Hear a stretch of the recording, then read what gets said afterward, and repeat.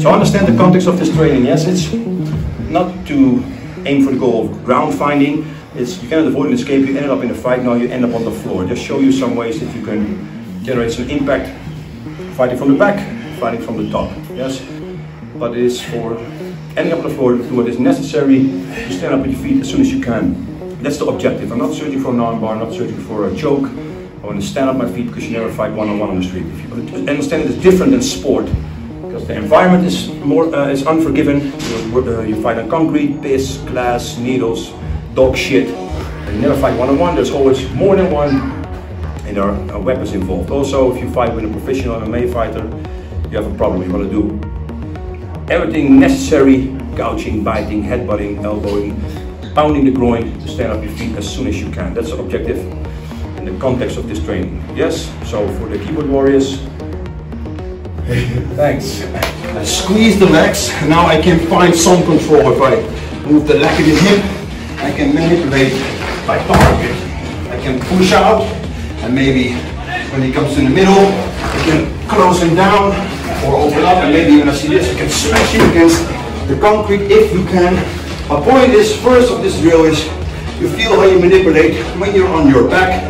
This guy's in between. This is the first control you want to take, and now you can manipulate. So I manipulate and create some collision effect. So if I can pull and smash him, for example, with an elbow, I create collision effect. This comes by closing him down and also move him. So if he's hitting me, boom, boom, boom, and I want to protect first, of course, but what you also want to do is, if he does this, close him down like this, or push him out, so he cannot reach him for a split second. So let's say you want to do something, working on your head, you open up, and now you can get the fight back to you.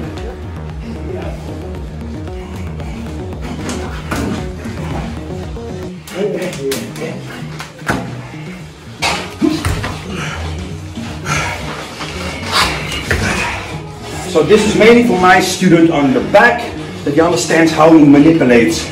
This is just one split second in a fight. So the objective for now is for him to get on his feet as soon as he can. Nobody wants to fight on the ground on the street. Yes, so he is manipulating using the hips to get some collision effect, but also to get some control. Yes, so don't mix it up with BJJ. Context, we just landed on the floor. He wants to gain dominant position. And first thing I do is find control. He's not controlling me, I'm not controlling him yet. First thing I can do is pull him against me. I'm pulling the knees against to my chest, and also directly present him a point, such as an elbow. So I'm not only doing this, boom, I push him against the elbows, collision effect. When I use the point of my elbow, just target. Of course, in real life, he will also hit you, but if you can, and he's hitting me, protect, boom, boom, boom. I pull him against, for example, an elbow like this, or an elbow like this, boom. Yes, understand. I'm going to bring this to a back now.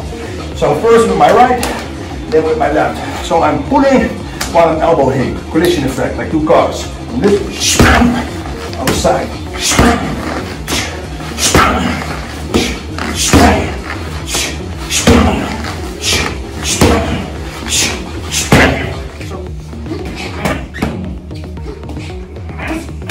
What you want to do now is while you put him forward, create collision effect while you're protecting the head, because in real life he is working on me too.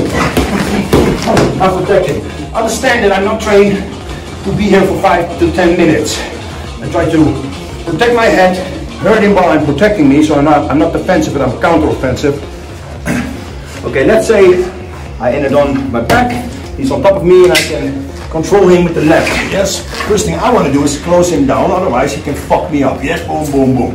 He has his own range of motion, he will probably use it by punching in my face. What I want to do now is get the hands away, control him first. Yeah, this, we assume we ended up in this control position.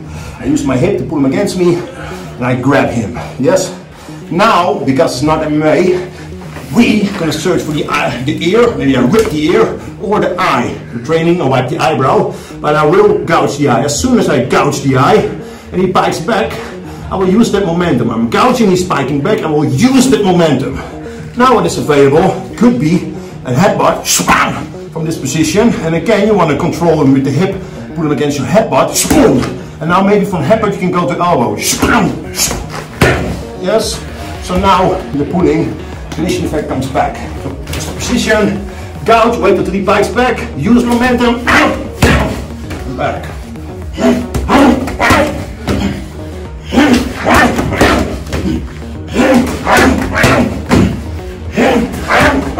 Yes? What you want to do with the headbutt, this side of the head you use. Boom. You want to aim for a ski goggle. Stay away from the teeth. Gouge him, open the jawline, get this part against the jaw, put him against the shot. Good thing about this is right now is his head can shake.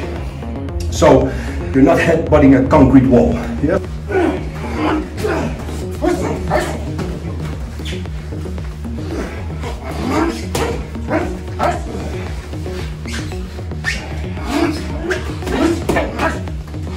The objective is to stand up on the feet as soon as I can. But let's say I can control him to something to the side like this, split second in time. I will not wait for the ground fight. I will do what necessary to stand up. One of the things I could do now, maybe this hand or maybe this hand, pound on the brainstem, maybe overhand, all good. He's gonna ride this like this.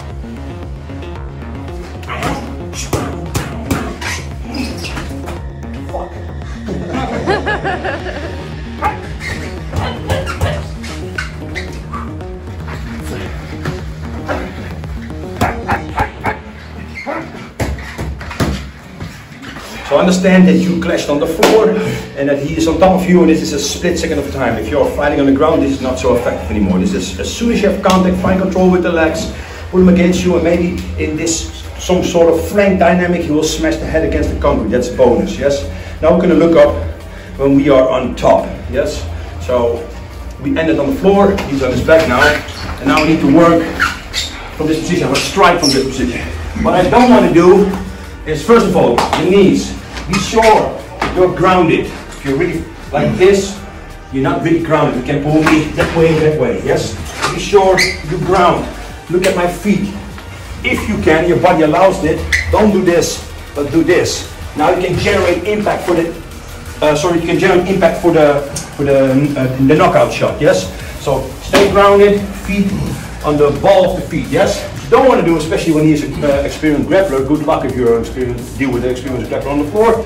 But don't do this shit, because he will do all shits. He will grab it, and you end up in the triangle if I'm getting this position. So if I do this, keep always the hands inside and get the elbows tucked in, so you control the arm. Don't do this, because now he can fuck you up. He has all the control. Yes. So get it off the floor. Get it off the body. If you get it, be sure, this is the center line, do not cross the center line, because now you will end up in arm bars or maybe a triangle when he's grabbing the, exactly from this position. So avoid that. So stay out of the center line, keep the elbows stuck, and if you can, pin the arms like this. That's from this position we're going to work now. This is just the basics of ground and pound. This position now, I'm just going to work. Palm strikes can be fist, but we're going to use the palm strikes for now, yes? But don't have to aim that much, especially on a real fight dynamic. I'm just smashing into the head, yes? Just a tool development drill. From this position, get my guard in, and I get left, right, yes? From this position, I drive up from the ball to feet, and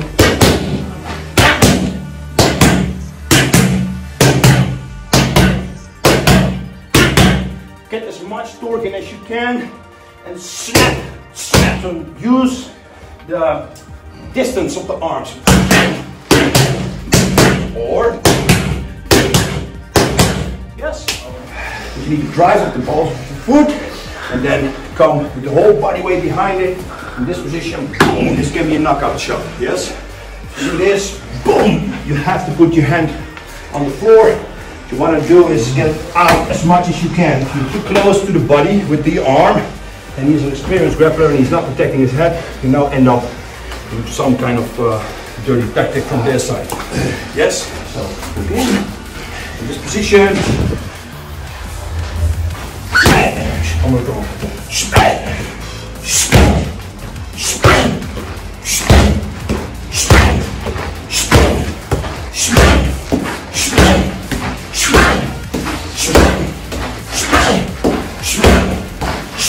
what you want to do, drive up the balls of the foot, make the whole body mechanics, boom! You have body weight behind it.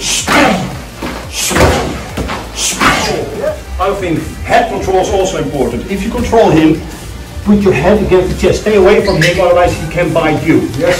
So pull and push, I mean, with your head.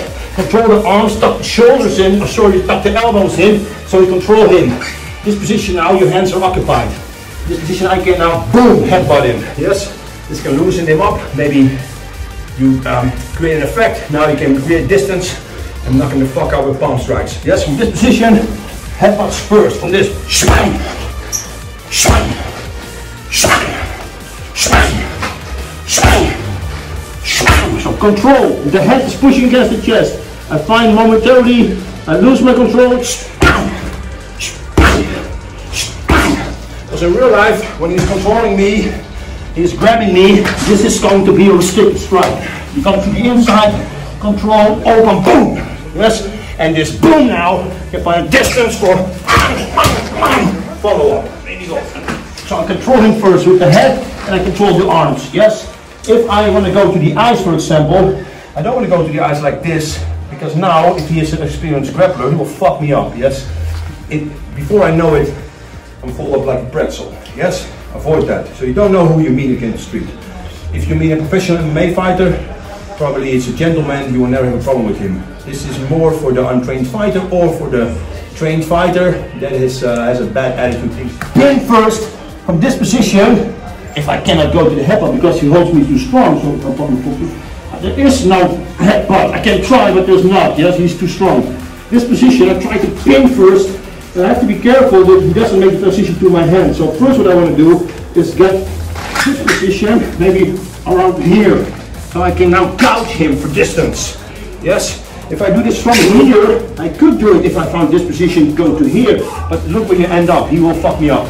So try from this position, if he's not letting me go, you can get it out, make the transition. If this is going to be power break, go from here. Split second in time. If you find it, understand, gouge him, and then find the distance and just come back with impact. So we can simulate this again. So before we're gouging from the back, now we're gouging when you are on top. Yes? In this position I try to have the thumb up, he's too strong. Yes, I find the eyes from this, and I can, yes. I'm going, yes, left and right. Thanks. Lekker man. Boom, boom, boom.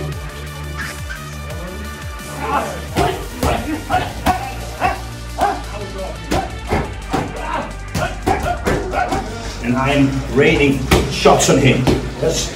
He will not allow this. He will probably pull me against him for control. Or, if he cannot find control, maybe I come back, because with the cycle I just trained, he can also now use the hips for a distance.